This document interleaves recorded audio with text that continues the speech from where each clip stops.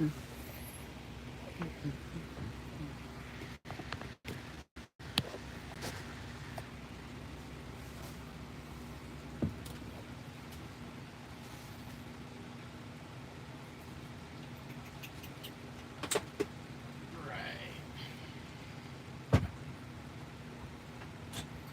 go live for a little bit today.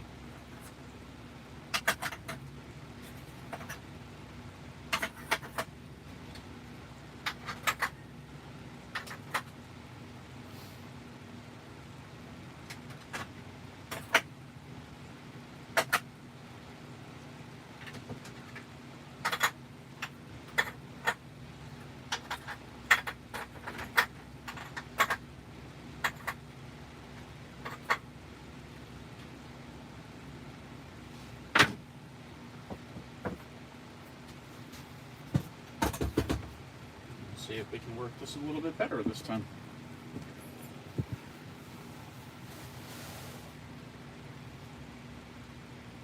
Yeah, I do have a shop machine.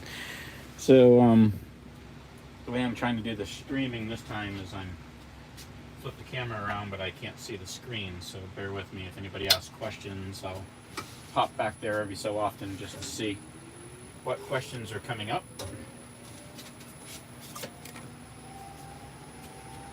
So the comment about the shop machine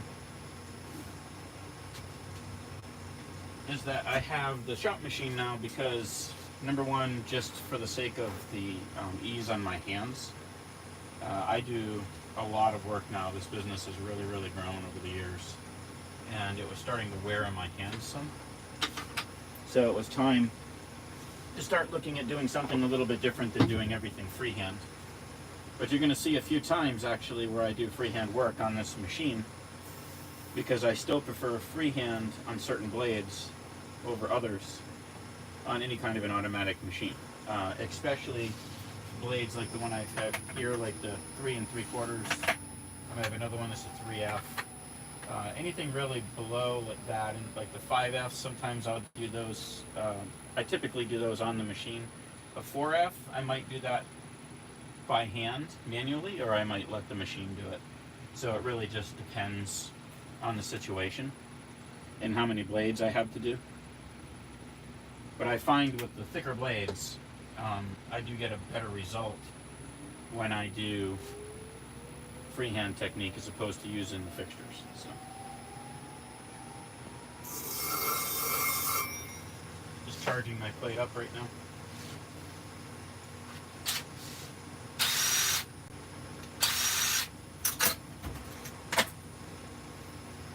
I only have one wide blade in this group.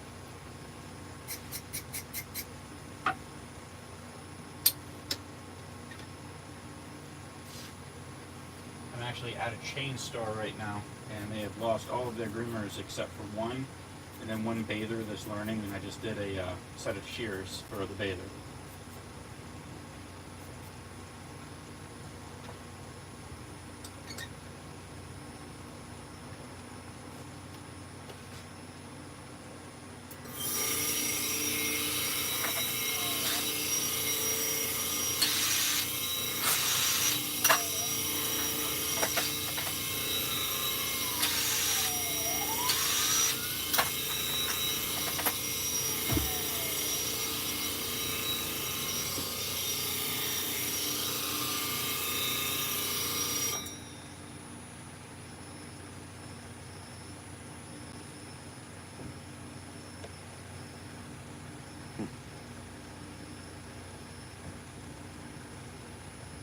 I don't see chats popping up. I'm assuming that they will on this orientation. If you're on, if you don't mind, say hello, just so I can double check that.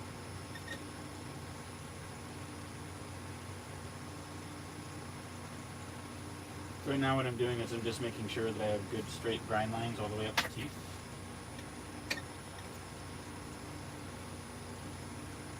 Which I do. I'm going to move on to my next blade.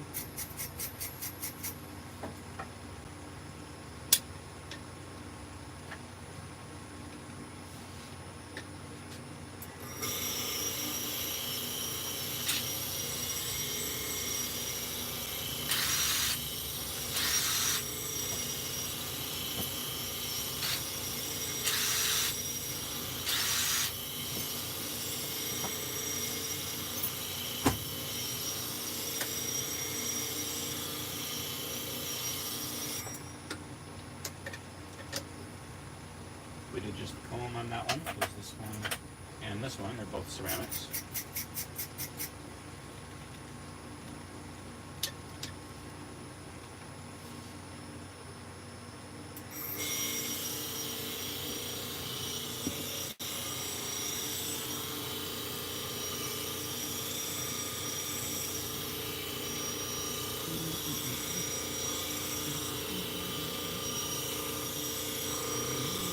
There we go.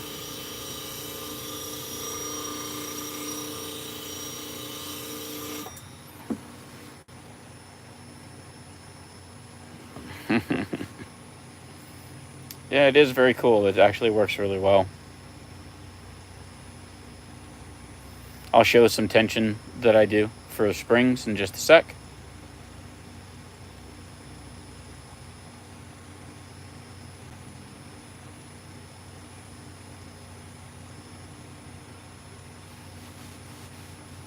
And John, yes, I do still offer video training. As far as the Ginger shears that need attention, I typically don't do any fabric shears anymore. That's really not where my business has gone to.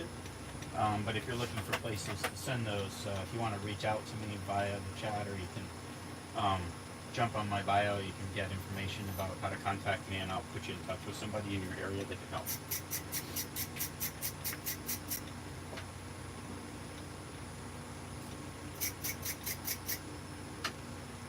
Right now I'm cleaning the blade out, loading both the comb and the cutter.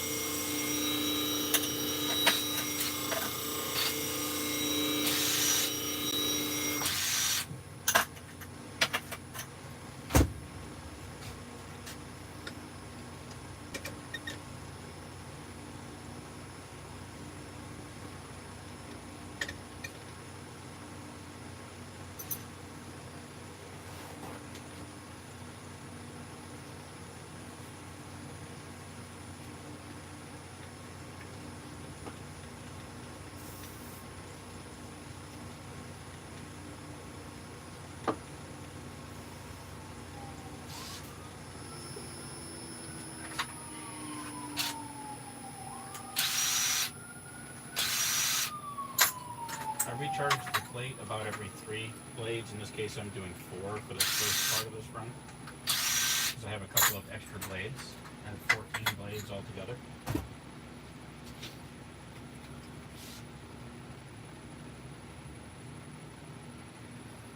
The way that I charge the plate on the shop is not recommended by the manufacturer.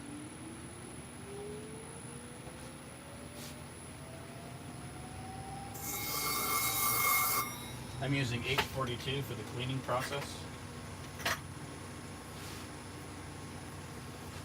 And then I use the manufacturer's oil for making sure that I establish a good foundation to put my grit on. Then I apply my grit and I charge it up with the blade and then do the blade.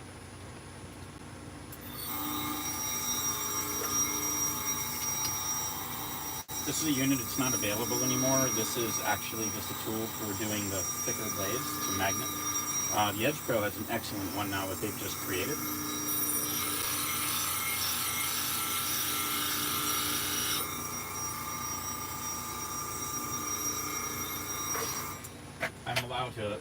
I am able to apply more forward pressure when I do the work on the blades that are the thicker blades like that. It's not that the machine won't do the blades, by all means they will. If there's a blade that I usually have to go back and retouch up, it will usually be one of the thicker blades. If I do it freehand, I typically don't have that problem on the comb. The cutter I still do on the machine.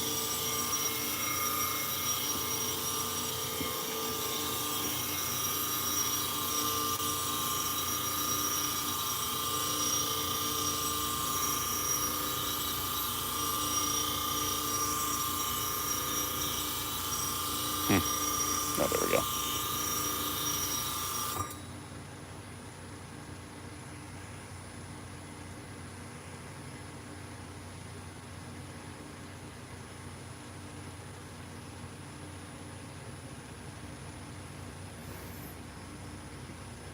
So these are clipper blades actually for dog groomers.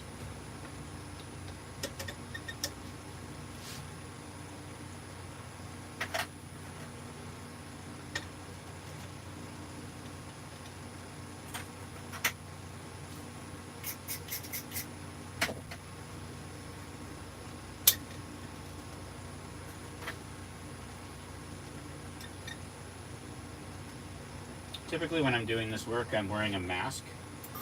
Just when I do the lives, it's harder to hear. So I don't wear one during that, but honestly, you should be wearing a mask.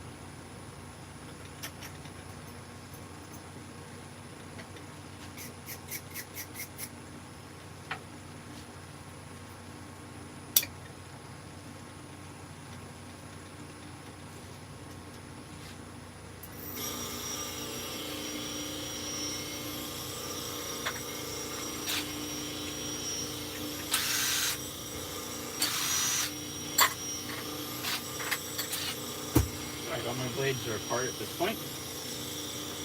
I'm sharpening the last blade in this series. Oops, before I get ready to do my next run.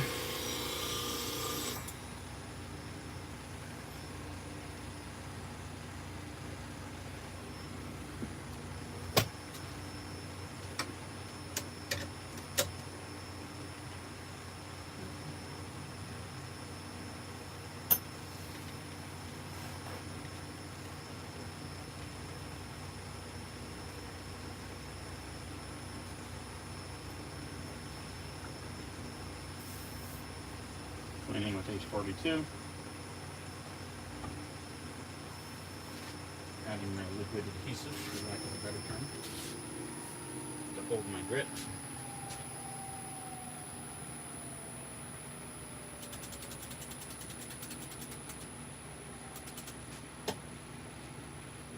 Right.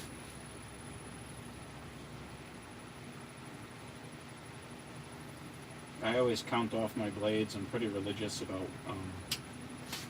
flipping my plate.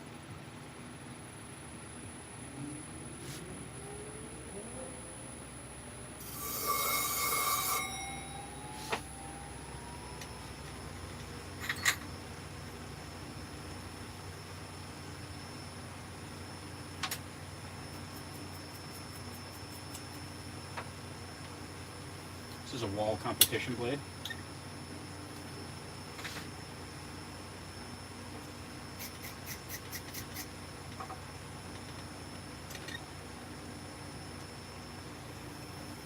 You always want to make sure you get any of the gunk out of the teeth.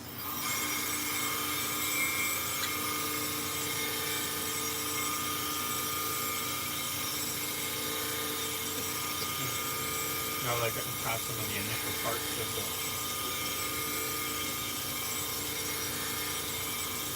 taking apart and sharpening. Now I'm going to clean down the parts of the blade. I do most things in threes. In this case, I had two that are off to the side here because I have 14 blades instead of 12. So I'm finishing these three before I move on. Oops. I take my towel, point to where I left off just in case I get disturbed. And I need to go back to where I was. That way I know where I left off for certain.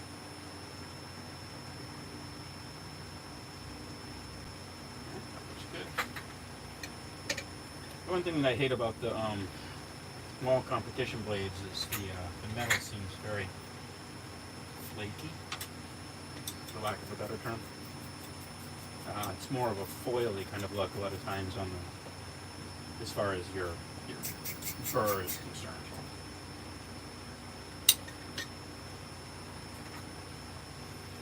They are not my favorite blades on the market.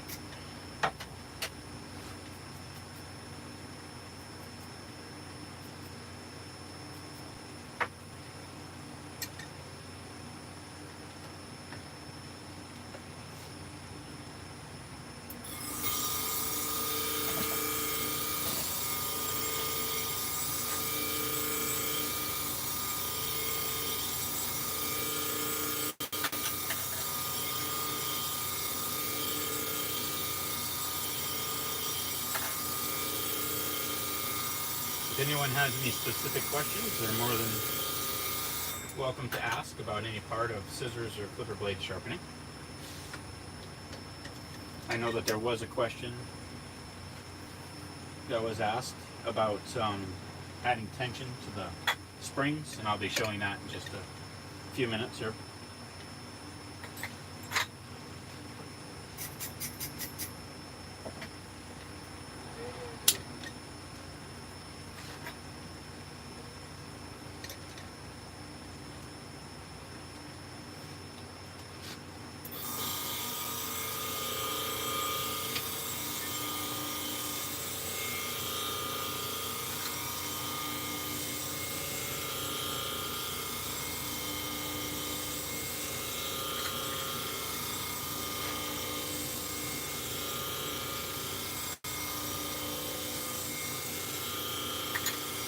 Always make sure you check your blade guides too. You want to make sure they're not cracked or starting to wear excessively. Otherwise they need to be replaced if they have started to wear.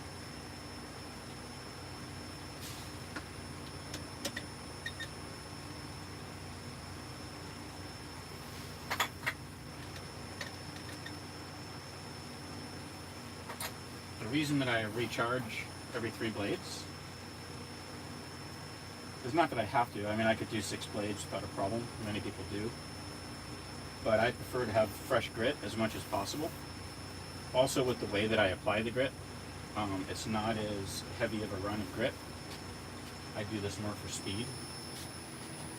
And I prefer to have more grit because it usually cuts the blade better and generates less heat. And honestly, when you're sharpening clipper blades, heat is one of your biggest enemies.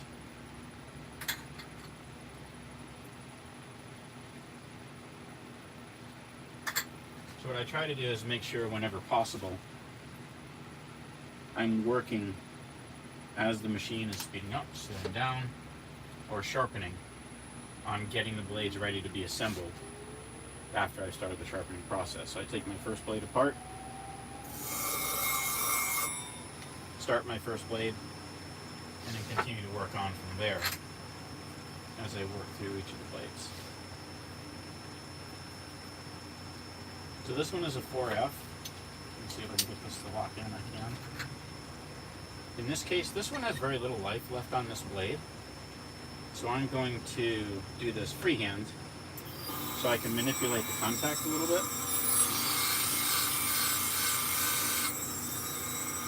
Because I don't want to take off any more than I absolutely have to. And we'll see if this blade ends up failing. If it does, that one will be set aside and not sharpened. So all those are done. Let's take a break and check.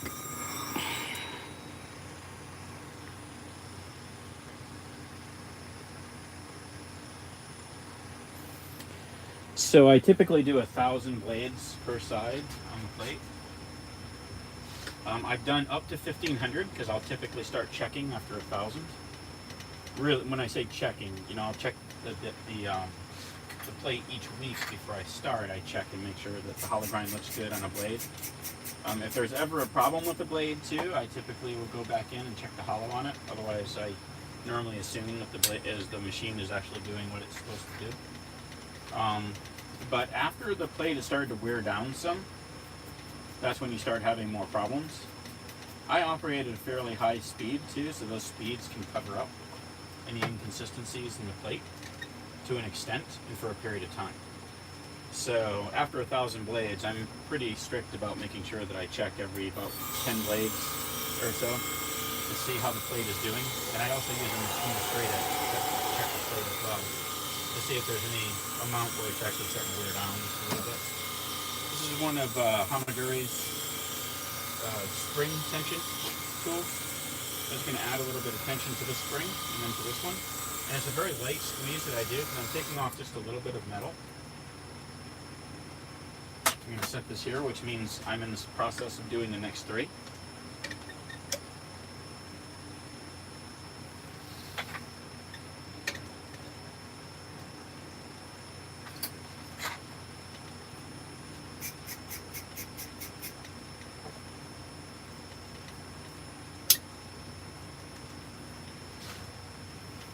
And then what I do is I test the blades for tension. After I've added this little bit of tension when I put them back together. I rarely have to take them apart to add tension, but I do occasionally have to take a little bit of tension off.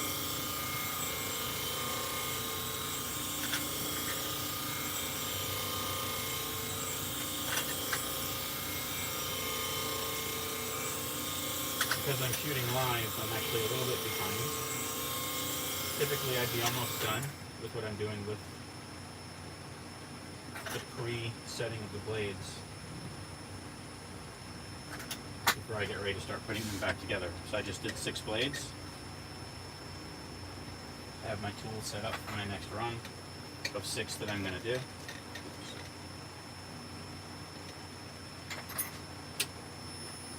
And then I'll set the sockets.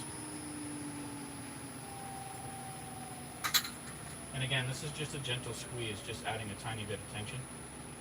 You don't have to do this. You can either take them apart and add tension if need be. You can feel the blades beforehand too, to see if you think they might need tension and make mental notes. Or position the blades in a way, or the parts in a way where you know that they need tension or they don't. There's lots of ways to skin that cat. This is the Hamaguri socket setter, so I'm going to set the sockets.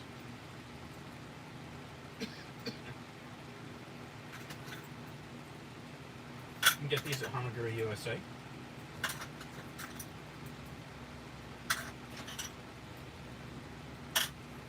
Larry Brooks originally made these, Dennis Brooks does now. Or at least I think Larry made these might be Dennis's, I'm not sure. I can no longer remember.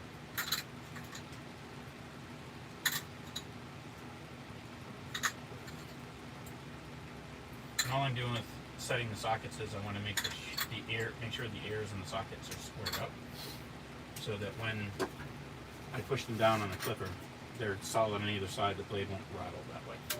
I'm now going to demagnetize.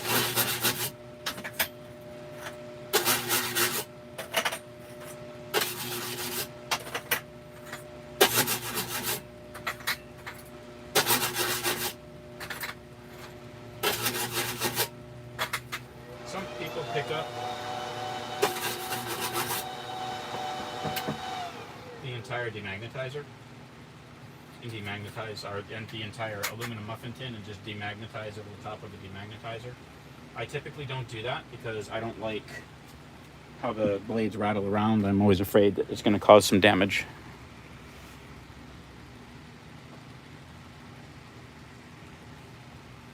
If there's any other questions I can answer for anyone as I go for either clipper blade sharpening or scissor sharpening, I'm happy to do so. Now that I've demagnetized, I'm brushing through so I can deburr my blades and do the initial clean off of the blades.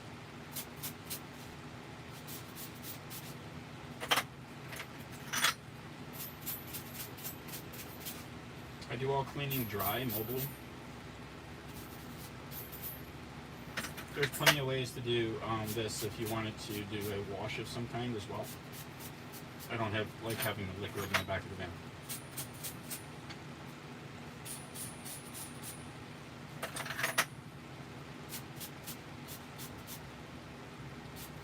If I was going to use liquid, I would probably use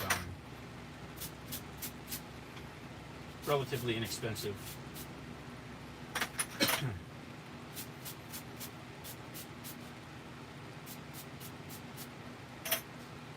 A relatively inexpensive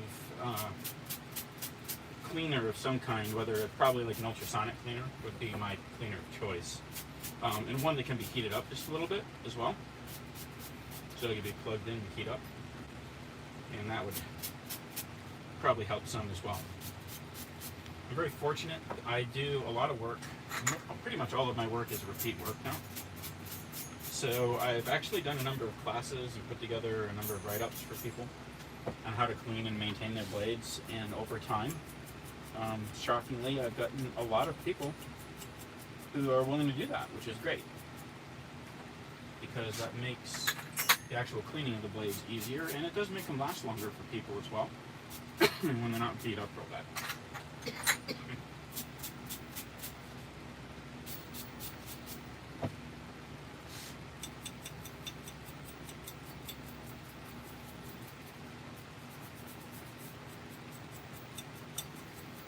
The step that I'm doing where I'm brushing out these teeth is because these are the wall competition blades. I just want to make sure that I get those little notches in the bottoms of the teeth cleaned out. For two reasons. One, I don't want any of the material that's in there to get up between the blades when the blade is running when I do the tests. Also, if you leave that in there, it'll be dirty. So if you do a white dog with it, the customer won't be very happy.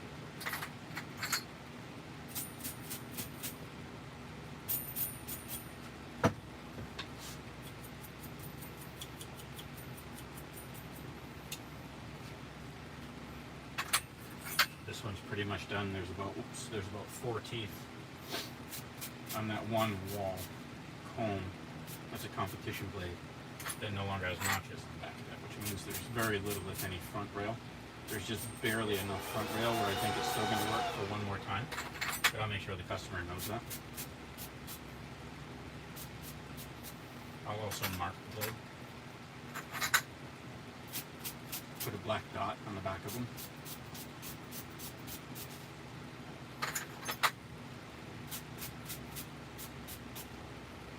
And then I tell them it's like the black dot from, or spot from the Pirates movie.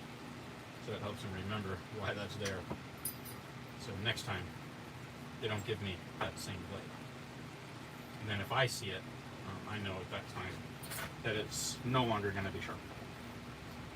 And what I'm doing now is I'm wiping down the mating surfaces that are going to be touching, because I don't want anything between the two blades in the cutting areas of the blades.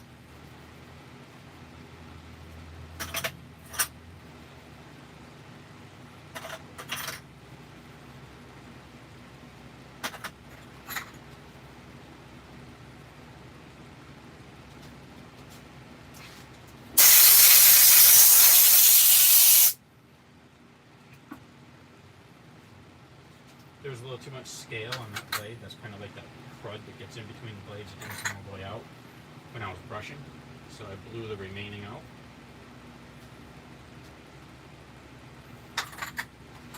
Any of you thicker blades, you want to make sure you keep an eye on that. If you leave too much of that material on the inside, it will cause some drag.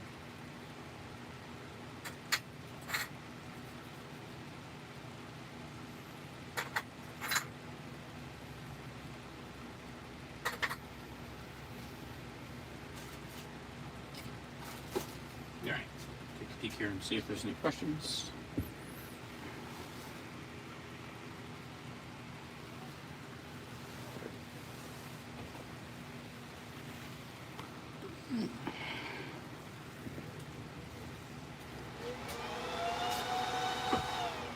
And get some water. Alright, so next step is marking the blades.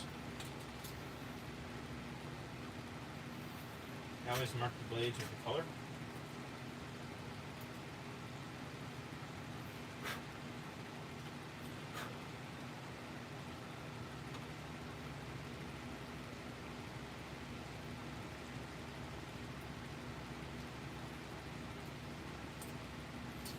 And I stack the colors over the top of one another.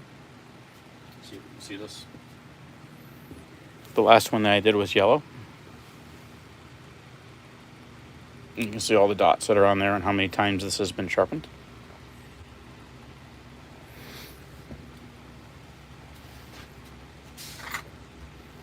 Yellow is June.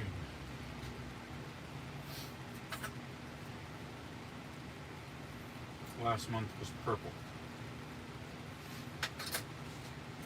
And by the stacking, I can tell when I was here last, and also whether I sharpened the blade or not. Not sometimes. So.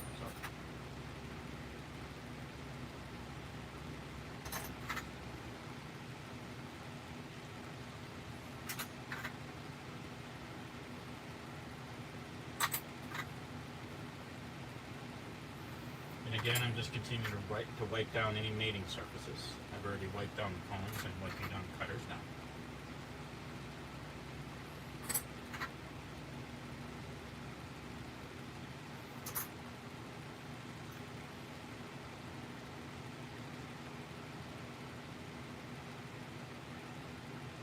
This ceramic cutter has broken teeth, so it's going to be replaced with another ceramic.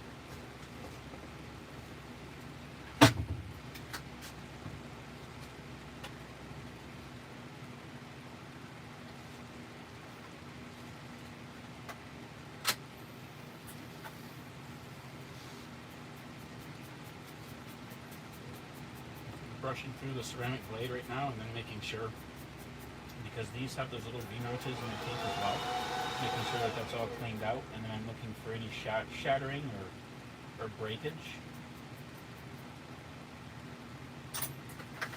of the ceramic, which that cutter actually looks good, so we're going to test it with that ceramic in. When Andis first came out with the ceramic blades, and they were the first ones to do so, their manufacturer's suggestion was you can sharpen the blades 3 times and then replace the cutter. So that's typically what I do. Sometimes I'll get less than 3, sometimes I'll get more. It just depends, but all the blades are tested before they go back to the customer.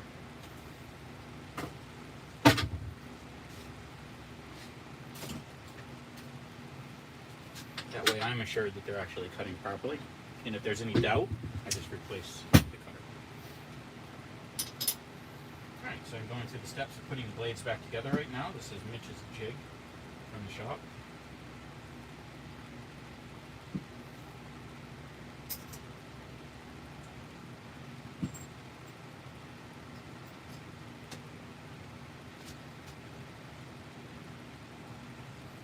I'm aligning my setback. Locking the blade in place. I'll take my screw gun.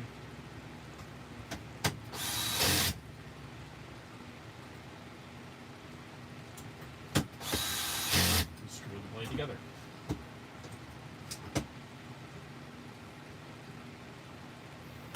Knowing how to put the blades back together freehand is important. Not just with the jig, because there are times when the jig doesn't work as well. Some blades don't fit as well in the jig, mostly because a lot of times on some of the blades, the screw holes were not drilled 100% properly at the factory. So I just put those together freehand. All that's going to do is affect sometimes your setback.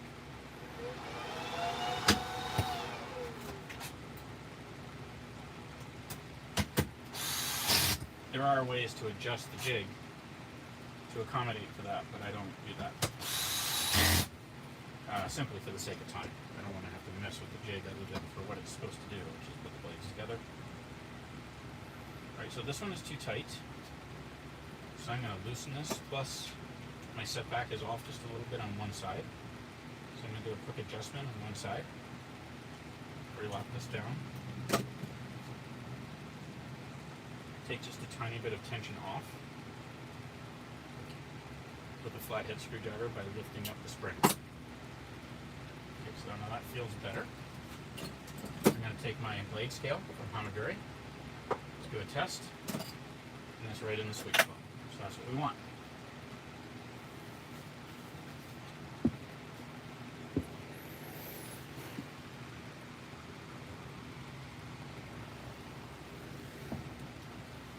Again, if there's any questions, don't hesitate to ask.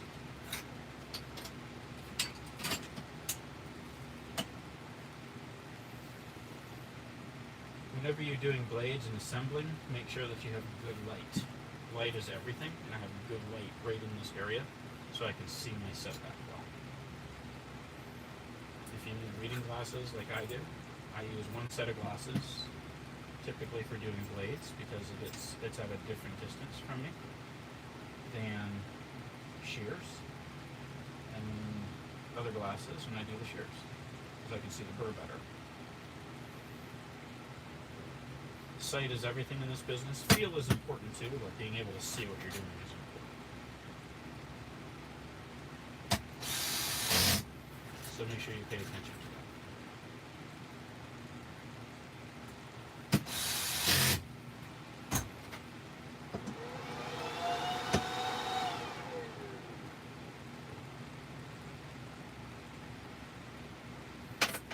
Feels good.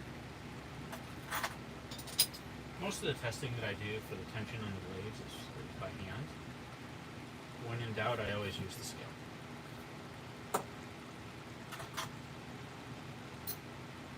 If you're just starting out, make sure you use the scale. It only takes a second to test with the scale.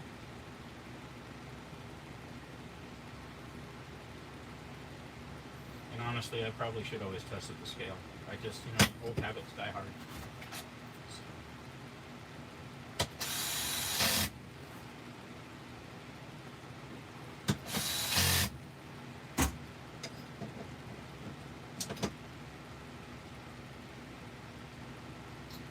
Test with the scale, all you're going to do is just take your scale, press downward on the flat surface to move that better, just see where it's at.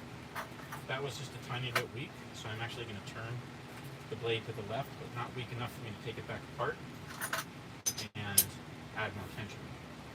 So this blade, the teeth are facing forward. These two blades, the teeth are facing forward. This blade, the teeth are facing to the left, and that means that there may be a tension problem with this one. When I put this blade together here, because that front rail on the comb is pretty worn, I'll put the blades with the teeth facing to the right, and that means that there's probably going to be, if there's a problem with the cut, that is because it's worn out. These are just steps that I use when I'm doing sharpening so that I don't have to think or go back and try and figure out what was wrong with the blade. Right now, with only doing 14 blades, it's not a huge number, so it's easy to remember each blade. But when it's really, like I have a huge number of blades, and I've been doing a huge number of blades, and I'm tired, so if it's the end of the day, I want remembrances to help me when I get ready to do the testing on the blades, so I know where to go back to. It's more just for a time saver than anything. Good.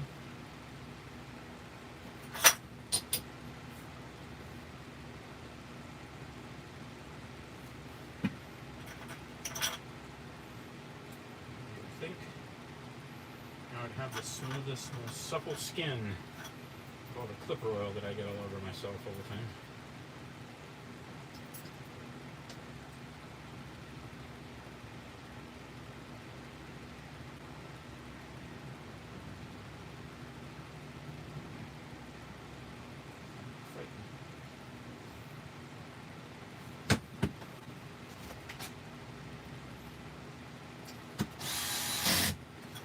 This in place.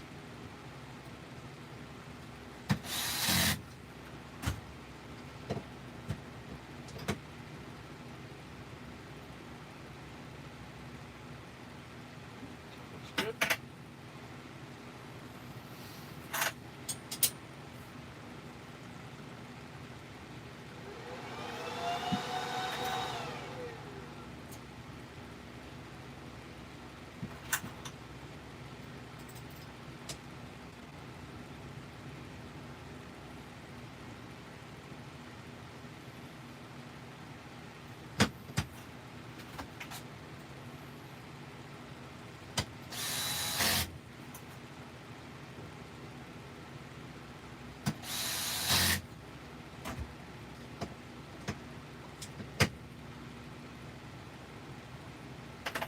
as far as tension is concerned. Setback looks good.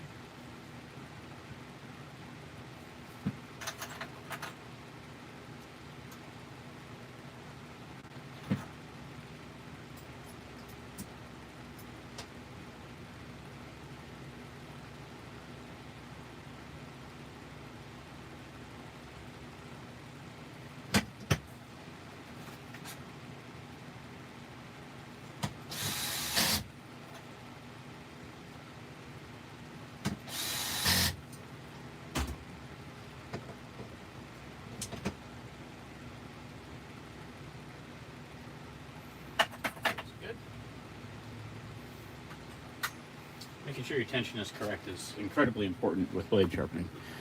If your tension is too tight, it's going to create problems.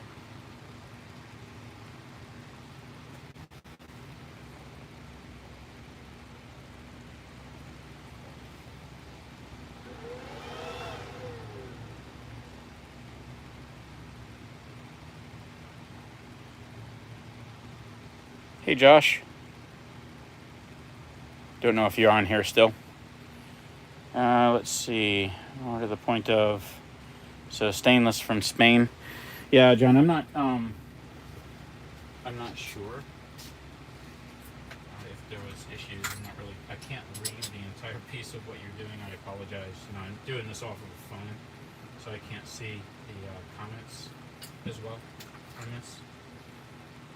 But the reason I mark the blades, again, is just to make sure that I know when I sharpened them last and whether I did sharpen them the last time I was here. So it also lets me get some sense of how many times a blade is sharpened before it's ready to be scrapped. So, and a lot of times I've inherited blades. Like there's some of them I haven't sharpened since the very beginning of their life too. I just left the place where a number of years I had to go in and do some rescue sharpening when I first started doing work, and the blades were in quite bad shape actually. This is not meant to be negative by any means. It's just, this happens from time to time where somebody will make some mistakes. Like they were basically almost flat ground. I found out after the fact that the person had a problem with their plate. But got to be careful with that too. You always want to make sure you check your plate when you first get it, because if it's a problem and you make a mistake, it can lose your customer. And that's what happened with this. The person lost confidence in the sharpener. But I probably had to take about 3 sharpenings off of each one of those blades. So the ones that were, ended up being flat ground. There wasn't a huge number of them, but it was enough to where it was unfortunate for the customer. Feels good. But yeah, most of what I do is all kind of like CYA, right? Cover your assets. I like to make sure that I know what I've done and when. And with my groomers, I'm actually pretty consistent. I keep them on either an 8-week rotation or a 16-week rotation. I do groomers every 8 weeks, and then stylists in the area, I do them every 16. So it's basically 2 months and 4 months, and the stylists are staggered in the areas that I work. It also allows me to do larger styling salons more often, if I need to. These last 2 blades, the screws didn't tighten all the way down. They did tighten down, but you'll see that I grabbed the screwdriver after the fact and just make sure they're fully tight.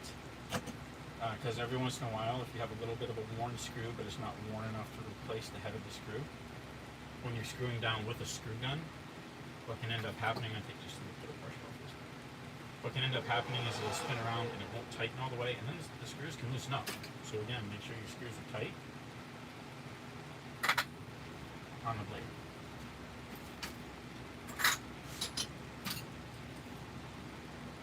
I also keep my jig free floating. It has holes where you can screw it down. I like it for free floating because it makes it easier for me to apply the oil. Just the way that I do it and the methods that I've come up with for doing the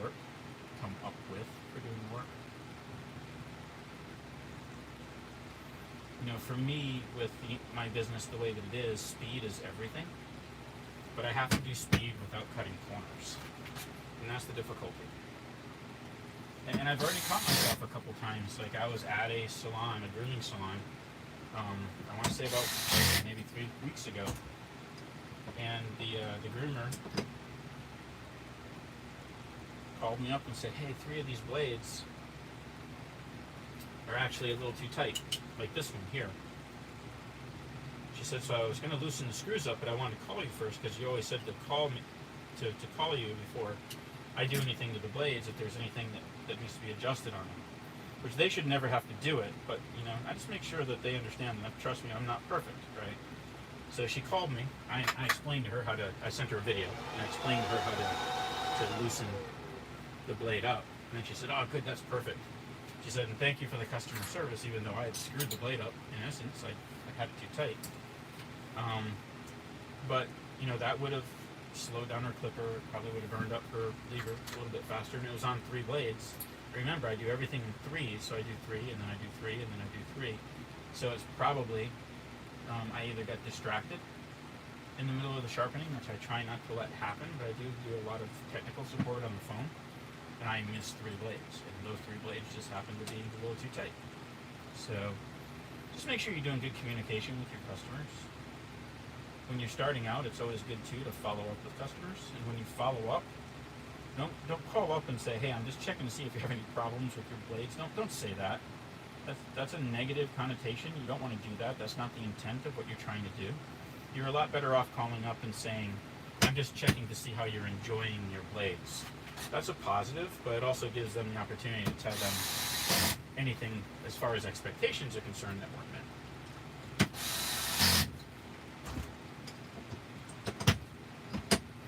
I believe that's called couching your words.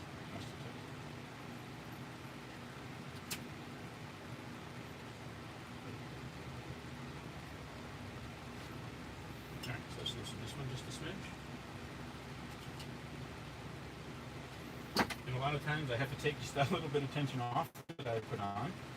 But I can't tell you how many times I put blades together only to find out that I have to take them back apart because I have to add tension. So I prefer to take just a tiny bit off if I need to.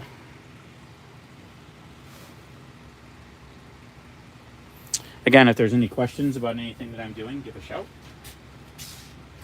The reason I'm walking over behind the camera is so I can take a look at the questions. I've tried shooting this front facing and it always reverses everything. So I have to shoot it this way if I want to leave it live up. Because seeing everything that I'm doing in reverse drives me crazy. I can't keep that up. It can create problems for somebody who's new. Or could.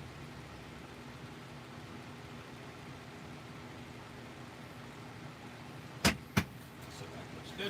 Tighten. You can also see that I turn this at a slight angle when I go into, instead of trying to do it this way. You can see my wrist, or I don't know if you can see it or not, but my wrist is twisted. If I turn this at an angle, it allows me to hold my wrist in a more neutral position. So remember, ergonomics is everything. We do a lot of repetitive motion in this business. So you want to make sure you're protecting your hands as much as you can. Also, again, for anybody who's just popped on, typically I'm doing this with a mask on as well. I don't wear a mask when I run live like this, or if I'm teaching, just because it's a lot harder to hear me. But a mask is necessary. If you ever don't think your mask is necessary, by the way, go change the in-cabin ear filter in your vehicle. Yeah, you'll find out pretty quick. That's why you need to be wearing a mask. My mechanic, because I have him change it out for me, I just bring one of my vans in and leave it with him to do any kind of maintenance like that. And he always sends me a picture of it. It's kind of like a running joke between the two of us. And his words are always in the text. I hope you're wearing that mask. Make sure you're wearing a mask. Alright. And this is the mask that I wear. It's a great tool. But you can see that it muffles my voice, so when I'm speaking, it helps not to have that on. So helps me project a little better.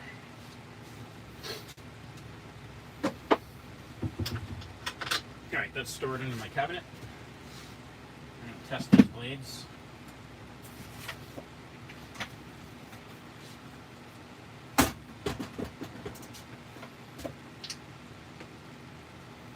I test everything on fake fur. I'll see if I can stay out of the way a little bit so you might be able to see some of this. I'm going to brush through the fur.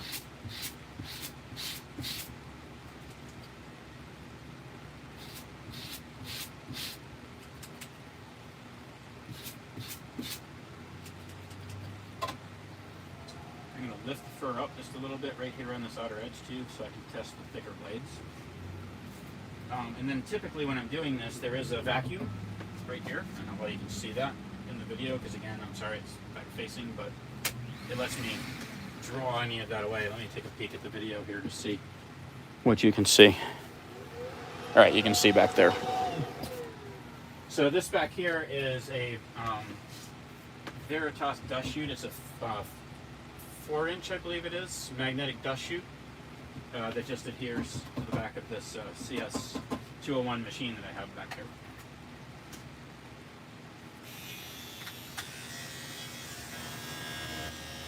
All right, that's a good clean cut.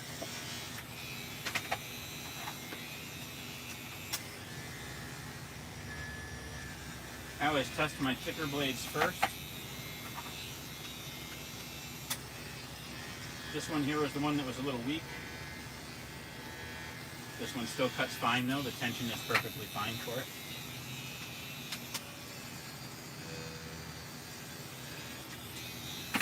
You can see I'm testing over same areas because I have additional fur that's left. Again, typically when I'm doing this right over by, pull this one over here because that one's not quite used up. And then down some of my shorter cuts on the blades here. Don't nose down too much too into your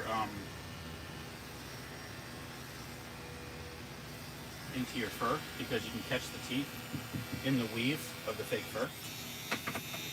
And I know they're not cutting fake dogs. You know, there's always people that are going to have some kind of a negative comment about any way that you do anything in this business, it seems like sometimes. But this faux fur, I get it from Amazon. It works really well. Pull all this over to where the back system is. Back that out. So all of these are ready to be blown off. The next set of blades, and I'm pulling up some of the fur.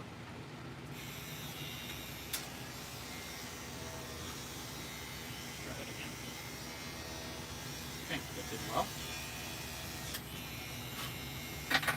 This one was the one where the blades were set to the side. Let's see if it cuts. This one still cuts fine, but this one's going to get marked.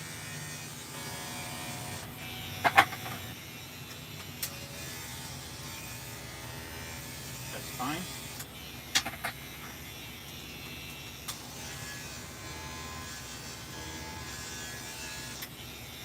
That's fine. Those are all the wall competition blades. Those do give some people a fit, and they are kind of a test to sharpen. They can be fussy. Watch your tension on them and remember that you end up with more of a flaky burr, so you got to make sure you get that burr off.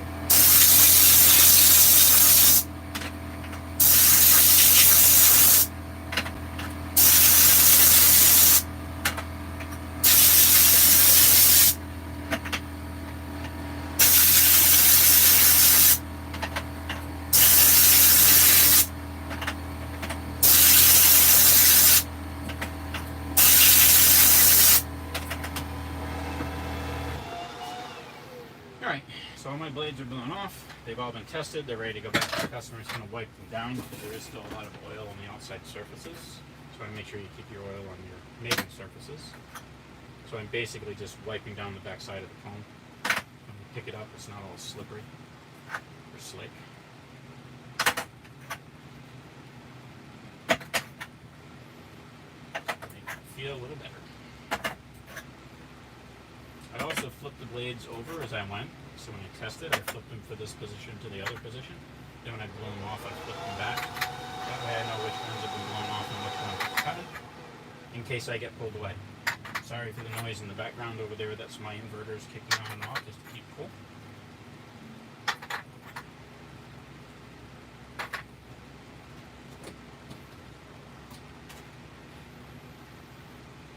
Alright, so I'll put that there because we do have to charge for that cutter.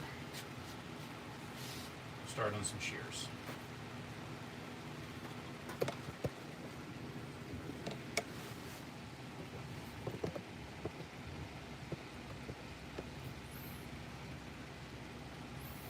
Hello to you too, Switzerland. When you say, is that a little dust buster, Josh, do you mean what kind of vacuum system is it? It's actually just a shop vac. It's underneath the back of the unit back here. There's a cabinet underneath where that's stored. And then you can see the hose comes up over the top to the dust chute that's on there. All right, we'll see if we can get this reasonable. All right.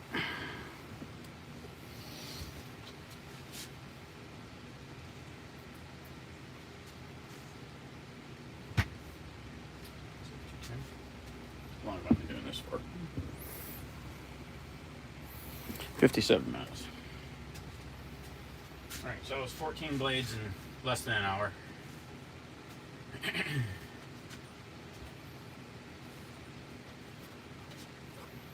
Pull some of these out.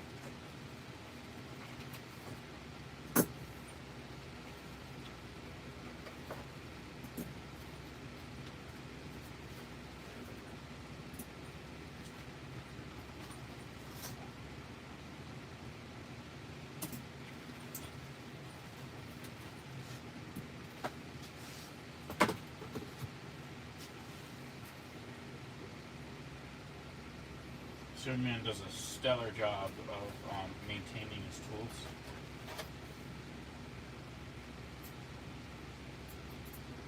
And keeping his tools in good shape. I typically put the straights on one side and my curves on the curves on the other side. Kenshi has some funky hardware and it's easy to get stuck in the case as you pull it out.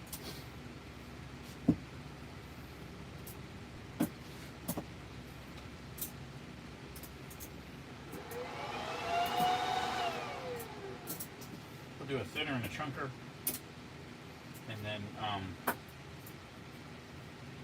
one of the curves.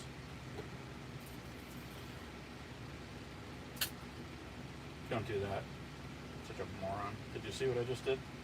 Just whacked the freaking blade right on the magnet. Jeez. It's an inevitability that whenever you're filming something, you're going to do something stupid. Alright, let's go ahead and prep this water stone. I typically will redress my water stone every 2 to 3 shears. There's wear that's starting to build up in the middle of the stone right here. So I want to make sure I get rid of that.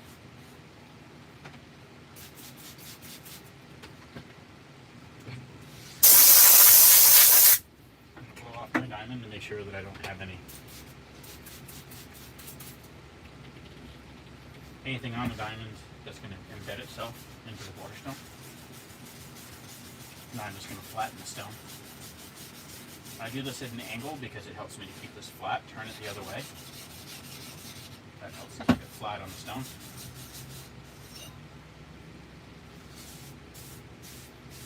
And then once or twice a week, depending, I actually flatten this on a tooled granite block.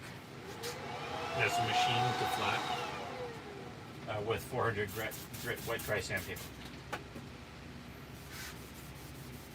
the diamond plate that I use for doing the touch-up as I go.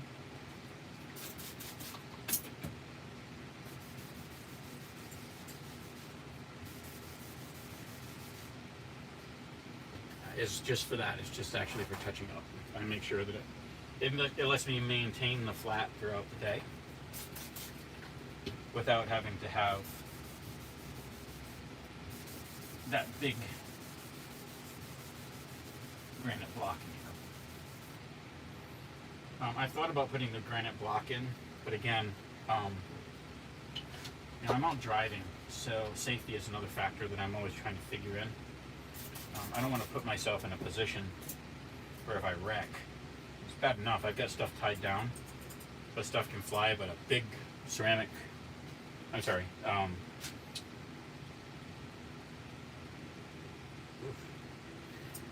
a big, any kind of a block, any kind, whether it's granite or anything else, that whacks you in the back of the head. You're not going to be a happy camper at the end of the day. So, making sure you protect yourself as much as you can in this business is important.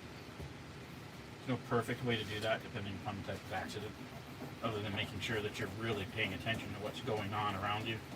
You should make sure that defensive driving is one of the most important things that you do in the industry.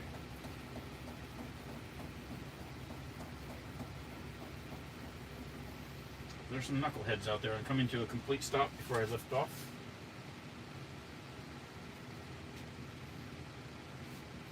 Wipe this down. I'm going to check my ride line, which looks good.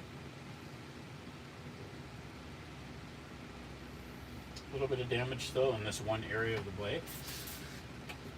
So I'm going to go ahead and take that down just a little bit more.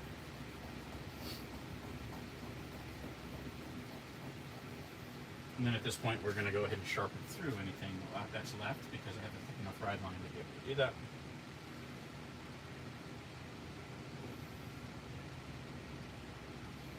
Alright, so that looks good. I'm going to go ahead and do the tooth plate as well. Just wipe this down.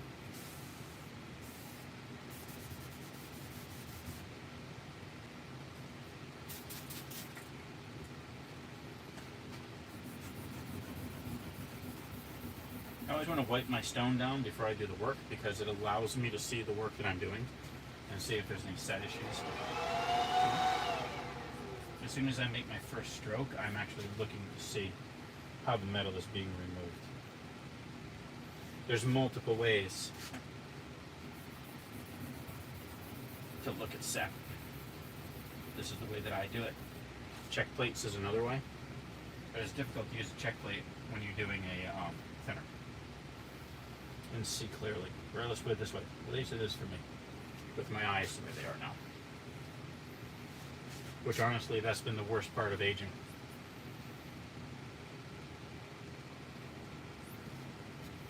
Is loss of eyesight.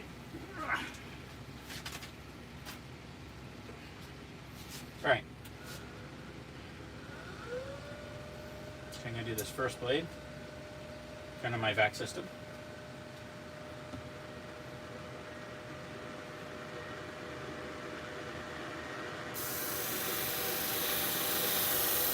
Bring up my dirt. Rotate back, rotate back to blend. So I can keep this convexed.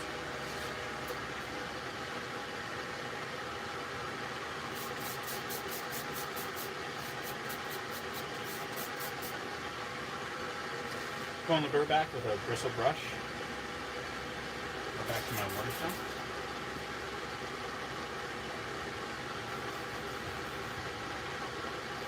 Readdress my ride line.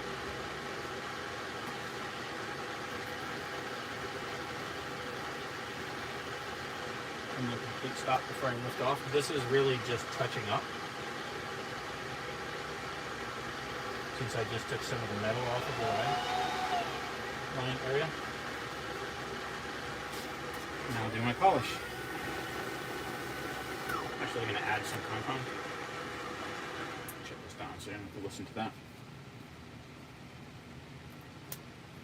So after I get a decent patina, on my disc.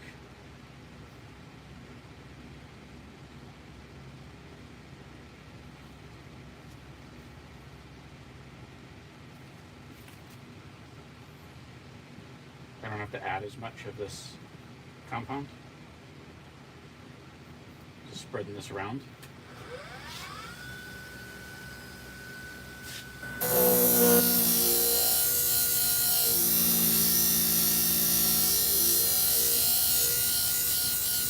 I'm using just mild pressure at the edge right here. I'm going to rotate back and polish. Rotate back and increase my pressure just a little bit too to blend and polish as I smooth into the surface of the blade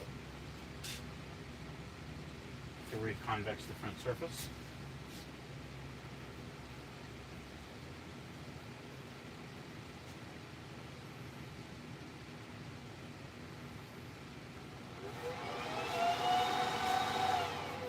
And what that's doing is, even though most of your dog grooming shears are semi-convex, they do have a slight bevel at the edge.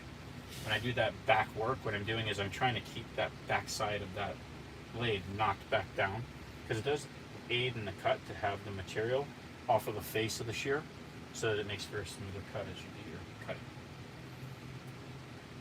across whatever medium it is you're cutting. That's why fabric shears have a face grind on them. Same type of thing.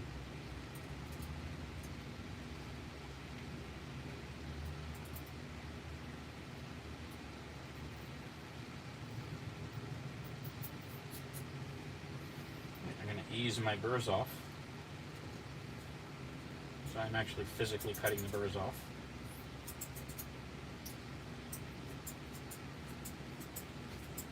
I do pretty much everything freehand, as most know that I do.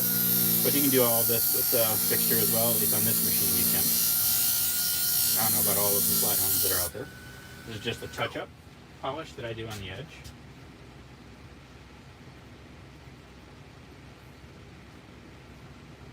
And ease those burrs off. When you polish, you do create burrs.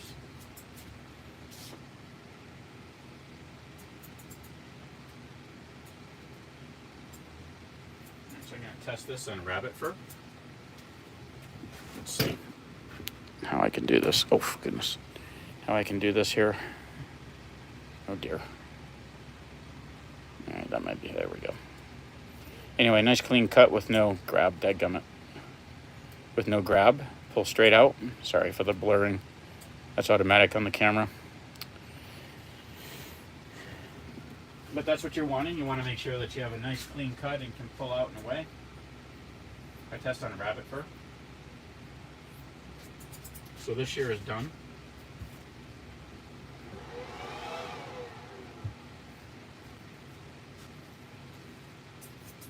And we'll do a chunker. Let's take a look and see if there's any questions.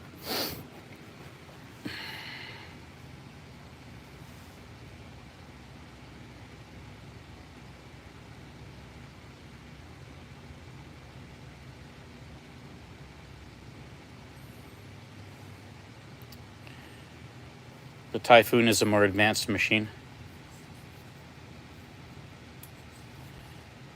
I sell both, though. I sell both the Heritu and I sell the Kotoku machines.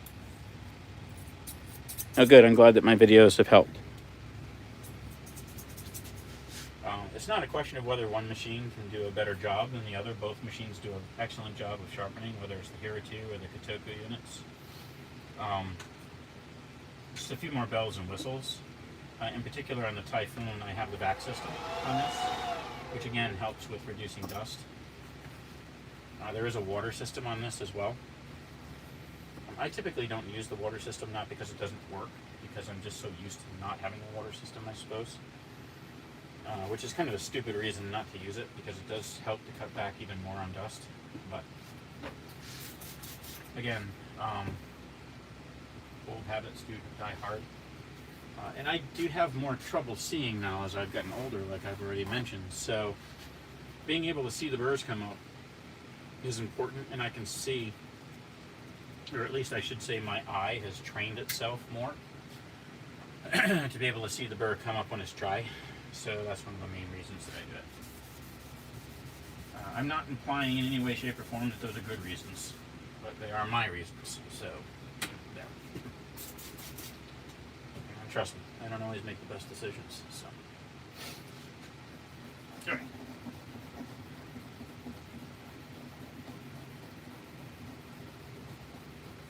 Stop completely, lift off. You can see that came.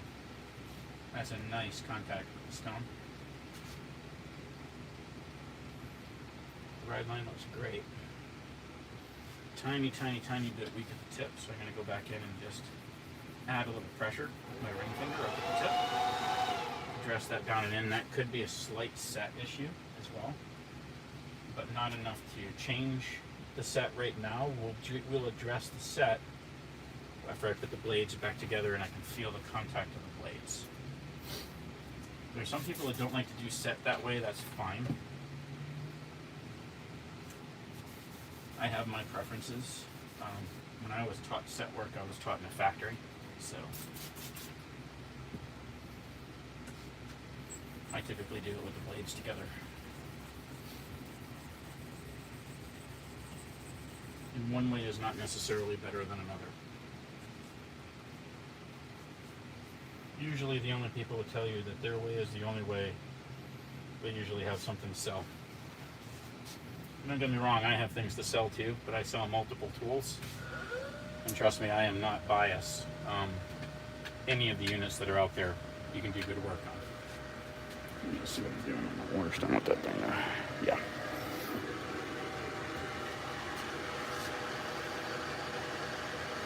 Alright, this one has a good bit of convex left on it, so we're just going to touch up that slight bevel on the semi-convex. Alright, that looks good all the way to the tip. Sometimes when you're doing a larger blade like that too, because you're working over a spinning surface, you probably heard my demagnetizer pop on.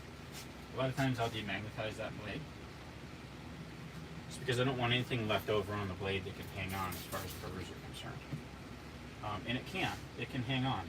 And the reason that it gets demagnetized is because you're running on a spinning surface over an electrical field, so it can magnetize the blade slightly. And some shears, I don't know why, they just tend to pick up a little more magnetism. I'm sure there's somebody that could jump on and tell me all about that, but you know what? I don't really care why. I just know that it's there. So if I know that it's there, I want to try and make sure that I get rid of it as much as I can.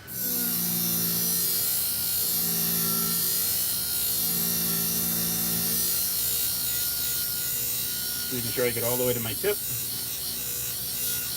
Getting all the way to my throat. And it's about time to replace this felt pad too, because I'm just starting to lose the corner of my pad here, so it makes it a little bit harder to polish in the throat. Polish looks good.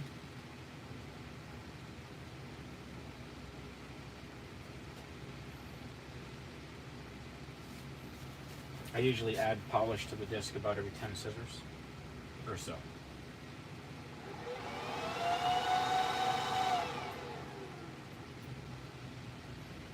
Alright, so I'm going to put this shear back together and I'm going to do a test cut and then make a determination on whether or not I need to sharpen the tooth blade on this trunker. And you can sharpen the teeth on the trunkers with the straight teeth. Now if they're corrugated or if they're notched in any way, then no, you can't. But on this type of a chunker, it's perfectly fine to sharpen the teeth if you need to. Just make sure you have a well-established ride line that's on there. Because now that this is together, if I do any sharpening on this, I'm actually going to cut the burrs off of the teeth to make sure that I have everything aligned nicely. But this is actually making good contact, so I think it's going to cut fine. Nope. Alright. So here, let's pull this over here so you can see a little bit of what I'm doing. Oops, sorry guys. There we go. Didn't mean to be wiggling that all over the place. Let me shut this fan off too. Dadgummit. So you're going to see here, this actually cuts perfectly fine back here, but at the tip, you see how it wants to fold and grab? All right. So there's a couple of reasons that can take place. One is that the teeth are actually have dulled out. So remember, when you have a longer blade like this, shorter handle, longer blade, you have more wearability usually at the tip because there's usually more set along the blade. Also, the set can go out of particularly this blade because you only have a small amount of strength on this blade because you only have this back area back here that you're doing work with. So that may require some additional set work to be done on the blade. So what I'm going to do right now is I'm actually just going to go ahead and bring up a burr on the tooth blade. I want to match those angles as close as I can when I do so. So there's the burr that's starting to come up on the first two teeth. You can see I'm having to do a little extra work to bring this up because they tend to wear out more towards the further along the blade that you go. And all the way up to that last tooth on the tip. All right, so there's a burr all the way down. So now what I'm going to do is I'm going to ease that burr off. And believe it or not, that's smooth to cut out considerably. All right, another thing I'm going to do is I'm going to do a quick additional polish to the straight blade. Just because, again, I was cutting the burr off. So this is just a touch-up polish. I'm going to go and wipe the shear down. All right, so I wipe that down, and I'm easing any polishing burr that I just created. Oops. I'm supposed to say there. That way it makes it so I intended to do that. All right. Now we'll come back over to our test fur, and we'll see how it does. You can see it cuts okay up to here, but still, it's got that fold and that grab. All right, so let's deal with the set. So now I'm going to come in. I'm going to come in behind. Make sure I got that right. Yeah, I did. This is light right here that's casting. If I turn this.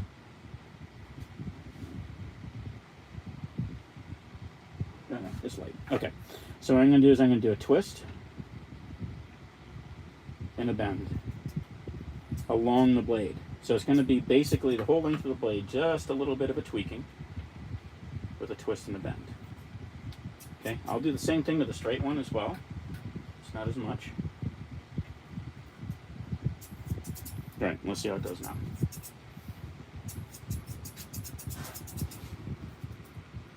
All right, so that's getting better.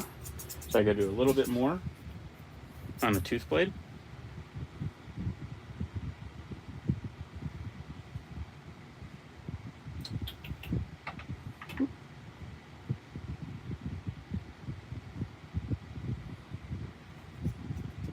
Bend and twist up to that tooth blade. All right. Ease any of that burr off. And take just a tiny bit out. Smooth that. All right. Good. And now we're going to go back, do a quick touch up.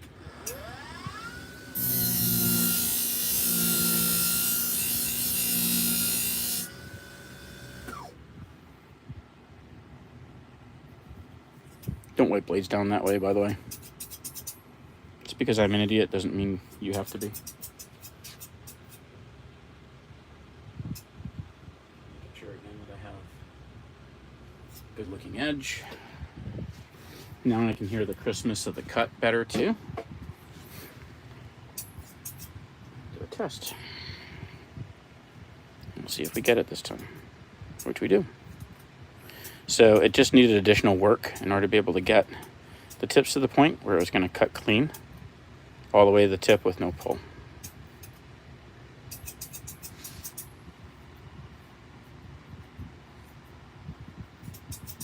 And again, the reason that actually falls out is there's set issues that come up with the shears from the overall length of the blade because it's a long blade.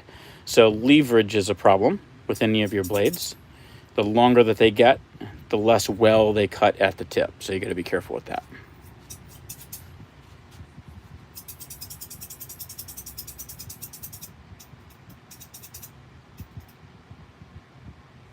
When you hear me over here opening and closing this a few times too, I'm actually doing it at different pressures with my thumb, just to make sure that I don't end up in a situation where I jam the blades, because people are certainly a little bit funky with their hands when they do work like that. They tend to overdo it. All right, let's take a look at this. I'm going to go ahead and do this curve thinner.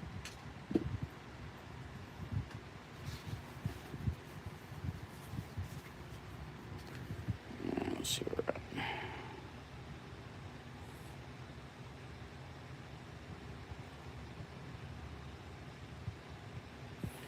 at. All right, and then there's a number of questions that are popping up. So understand that, I am out working today too, so I have a schedule that I have to stay on. So if I don't answer some of the questions, like, one was when do you decide not to do sharpening on something? Anytime where I think it's really going to be a pain in the butt, I don't do it. Just, I have no problems, believe me, with refusing to do things. Okay, I'm going to grab a 600 here, drop this in. This is the Easy Rider. I use this for my curved shears. So, to allow me to put a correct ride line on here.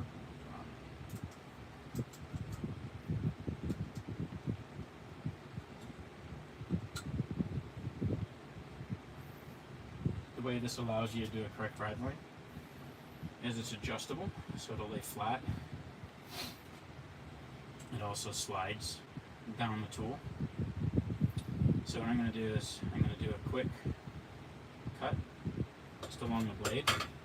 I'm going to take a look. This actually is magnetic, so it comes off.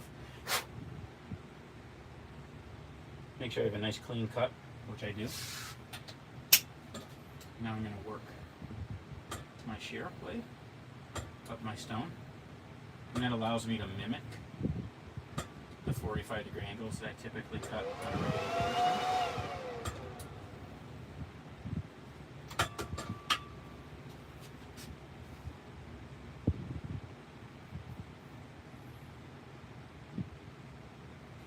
I need to keep going with that. I'm going to go to a coarser. I'm going to go to 320.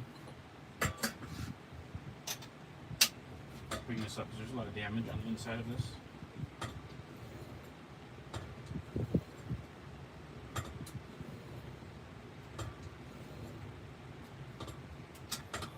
Once I get that cleaned up, I'll step down.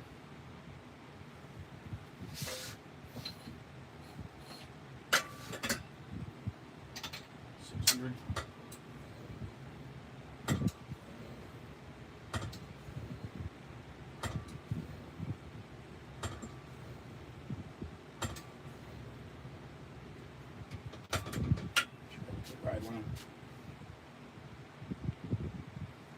Now I do. I try to bring up a thick enough ride line too, where I don't have to come back to this machine if I don't have to. I just brush those burrs back and then polish any burrs off.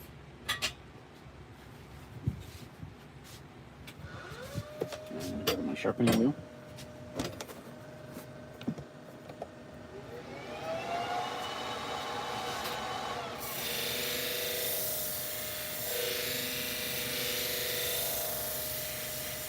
Start by bringing up my burr.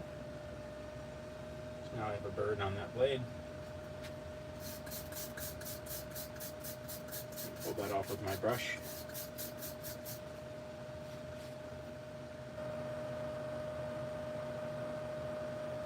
Any firm bristle brush will work fine. That looks good. Polish.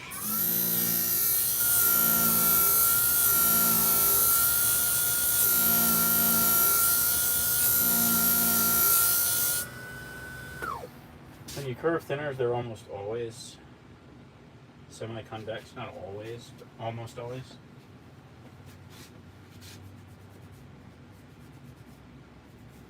And this is probably maybe the second time this one's been sharpened.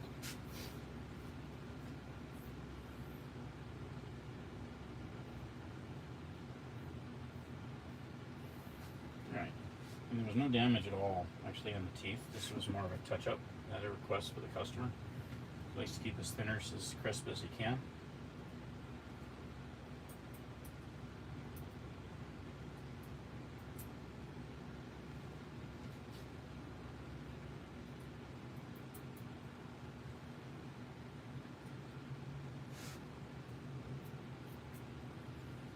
These are also not the highest quality thinners.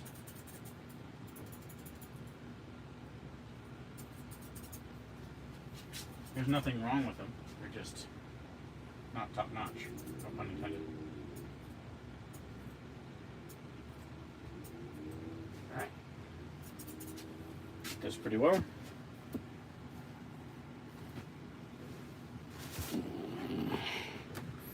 Alright, so you can see here, a nice cut with pulls away, no grab.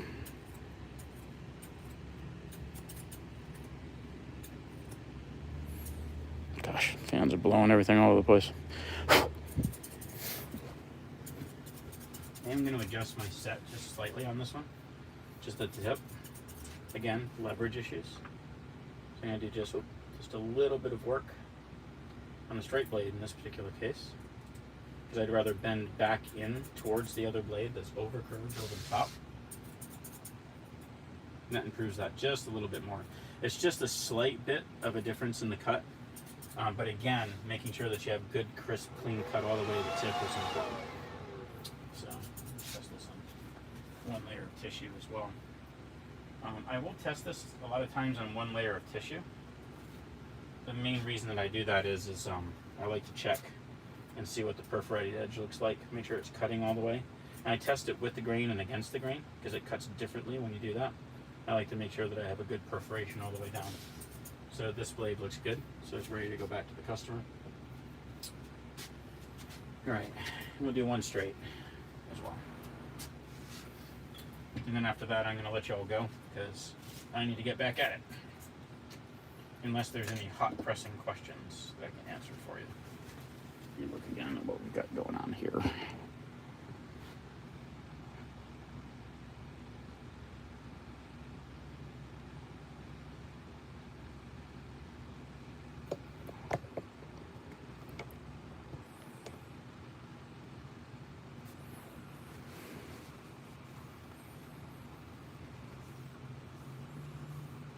Okay, so if you mean talking about the torsion event, if you're talking about the actual set work that's being done, it may just be that you're oversetting.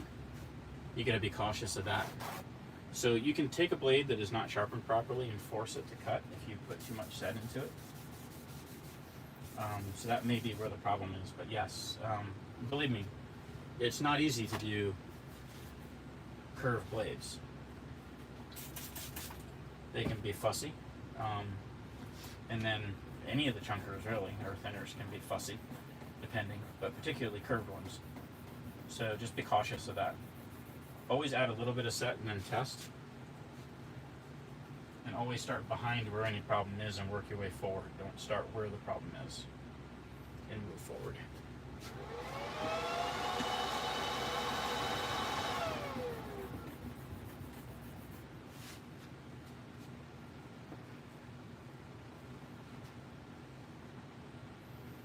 Alright.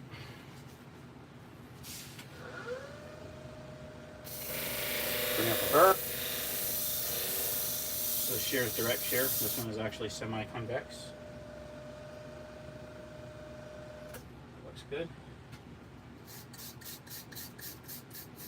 Pull that burr back. Go back to my water stone. Redress that ride line. Oops. Redress that ride line.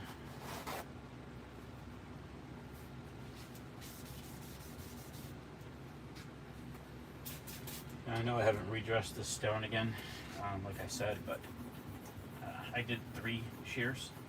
Normally I would redress this before this, but I didn't really.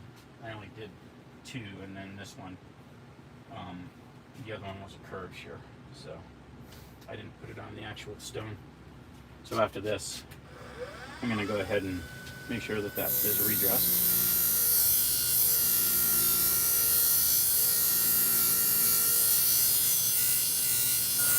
Making sure I get all the way to the tip, all the way to the throat. Tend to miss my tips and my throats.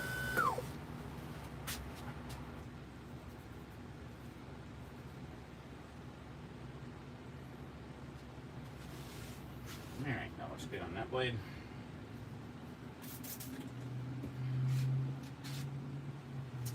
Already established my ride line the first time with this.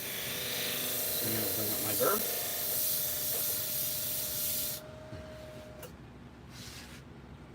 It's a good burr all the way to the tip.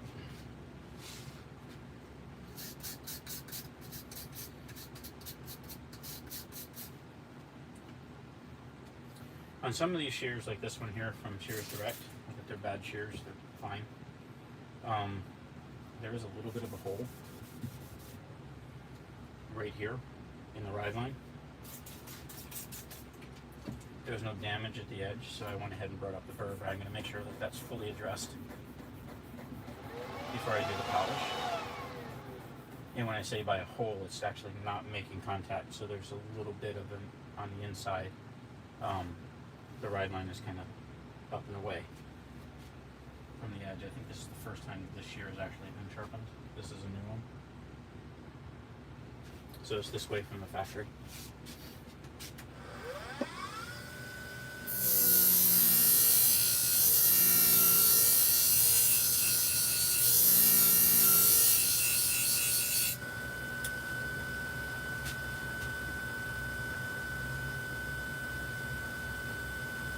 So that's blended back into the surface as well. Put the shear back together.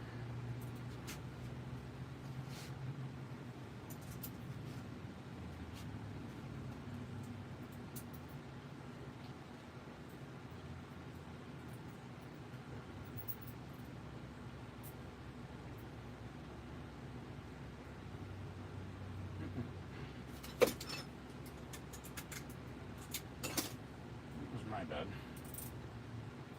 I let that leaf spring fall out of its hole there. I'm tightening that down too much.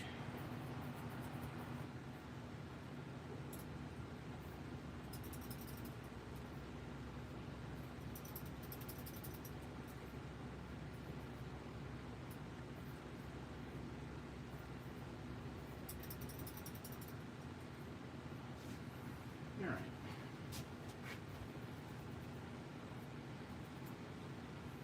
And then the final test on rabbit fur. Let's pull this forward so I'm not getting stuff all over the place here. Nice clean cut all the way to the tip, no push.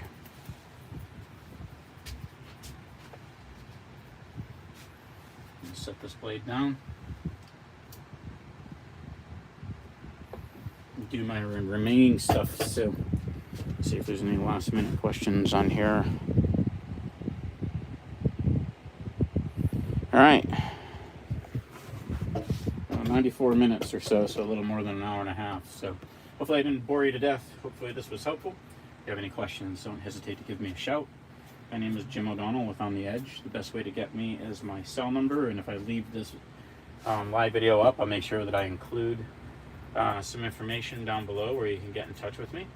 Also, I'll make sure that I leave my email, and you can also always add to the conversation here in the future if I do decide to leave this live up. I don't always leave all of my lives up, depending upon what I do and what I have to do to correct shears, because sometimes I have to do some pretty off-the-wall things to make things work, and I don't want to confuse anybody with anything that I do. So anyway, hopefully this helps, and again, if you have any questions, don't hesitate to shout.